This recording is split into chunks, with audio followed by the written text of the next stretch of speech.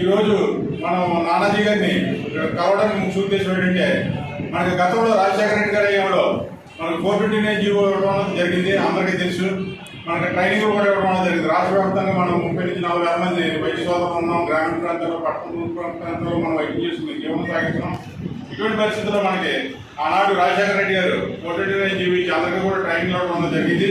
తర్వాత ప్రభుత్వం మారిన తర్వాత మన బోర్డు ఎవరు వినిపించుకోలేదు, ఎవరు పట్టించుకోలేదు. కాబట్టి ఈరోజు మన జగన్మోహన్ రెడ్డి గారి పరిపాలనకి స్వస్థపలికి ఆ సైకో పాలనని మనం వారికి మన జనసేన టీడీపీ ప్రభుత్వానికి బలపరిచి రాబో ప్రభుత్వంలో మన 429 జీవోని మనందరం కూడా సాధించుకుని అందరూ కూడా ఒక వేదిక మీద కలవాలని కోరుతున్నాను. అదేవిధంగా ఈరోజు మనకి జనసేన నాయకులు మనందరి మనకి ఎల్లవేళలో కూడా నానాజీ గారు మనకు సహాయ సహకారాలు అందిస్తున్నారు.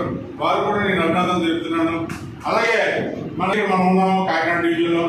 అందరూ కూడా రాబోయే ఎలక్షన్స్లో అందరూ కూడా మన నానాజీ గారికి మన ఓట్లు, మన కుటుంబంలో ఇంచుమించుగా 4-5 ఉన్నాము, తక్కువలో తక్కువ ఆ ఓట్లు మన నానాజీ గారికి వేసి, అదేవిధంగా మన దగ్గరికి ప్రాథమిక వైద్యం చేసుకోవడానికి మన దగ్గరికి అందరూ వస్తుంటారు. మనం ఏంటంటే మనం గ్రామీణ ప్రాంతాల్లో వాళ్ళతో మమేకమైపోయి ఉన్నాం. ఒక 15 సంవత్సరాల నుంచి వాళ్ళ యొక్క బాగోగులు చూసుకున్నాం. వాళ్ళు మన తమ్ముడి కింద, అన్నయ్య కింద, కొడుకు కింద అలా భావించుకుని వాళ్ళు మనతోటి మమేకమై వాళ్ళు కూడా జీవనం సాగిస్తున్నారు. కాబట్టి మన దగ్గరికి ఎవరైతే వస్తారో మనకు అలవాటైన వాళ్ళు మన నానాజీ గారి గురించి, మన పవన్ నమస్కారం తెలియజేస్తాను. స్పీచ్లో చెప్తాను మామూలుగా కానీ కరెక్టివిటీ ఉంటుంది. ప్రధానంగా 40,000 కోట్లు రావడానికి దాంట్లో ప్రధానంగా 4-5 సెక్టార్లు చూసి చేస్తే ఆ 4-5 సెక్టార్లో మీరు ప్రప్రదంగా వస్తారు. ఒకసారి కాదు, 2 సార్లు 3 సార్లు మీరు అందరూ వచ్చి మాకు మద్దతు తెలియజేసి ప్రతి చోట మీ వాయిస్ మాకు తిరిగి నిలబడ్డారు. మీరు మాట్లాడి మీరు కలిసి ఎక్కడో చోట మాకు ఏం చేయాలి. మా జర్నీలో మాకు మీరు మాట్లాడి మాకు వచ్చిన దాని మీద బేస్ చేసుకుని నేను మాట్లాడుతున్నాను. కాబట్టి థ్యాంక్ యూ ఫర్ దట్.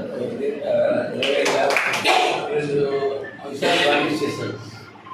దురదృష్టవశాత్తు 420 కాదు ఆపినట్టు ఈ 429 జీవో ఈ 420 కూడా ఆపాడు. తండ్రి ఇచ్చాడు, ఈ 420 కూడా ఆపాడు. ఈ 420 కూడా ఆపినట్టు జీవోని ఖచ్చితంగా మేము అమలు చేస్తాం, చేసి చూపిస్తాం.